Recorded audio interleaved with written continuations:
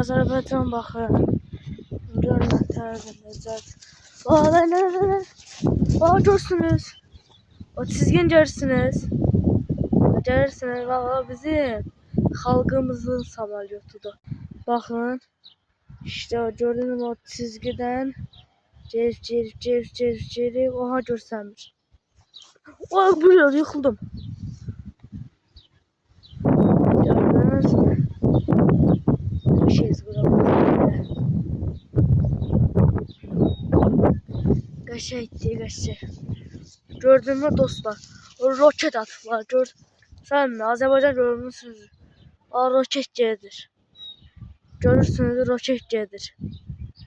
Bak ermənlərə bax. Görsən roket nə tərəf atıflar. Bir yağmur çıxdı. Bu nə tər şeydir. Buna bax. Gürültü səs gördük. Görsən roketi. Görsən bax roket gəlibdi oradan. Gəlibdi roket gedir.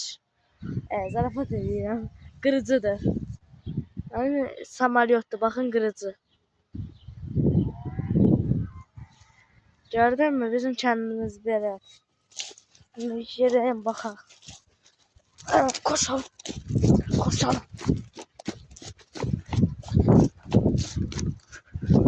Şuraya baxın.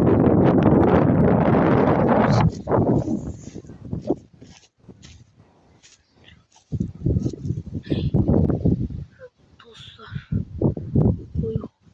Haşlı.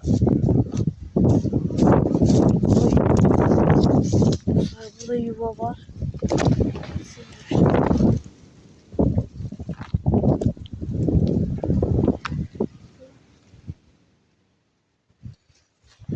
Görürsünüz.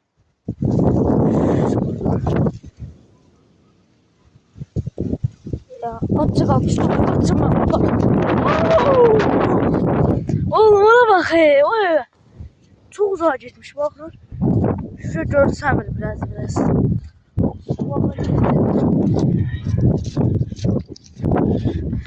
Kaçırmadı.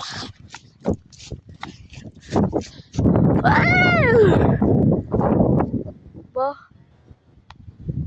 Samaliyot biz yapar.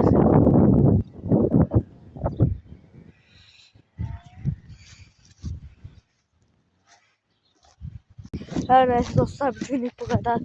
Buyurun çok acıdı. Burada yılan var. Her neyse dostlar bugünlük bu kadar. Hadi sağ olun öpürüm. Samaliyot gördünüz mü? Dostlar.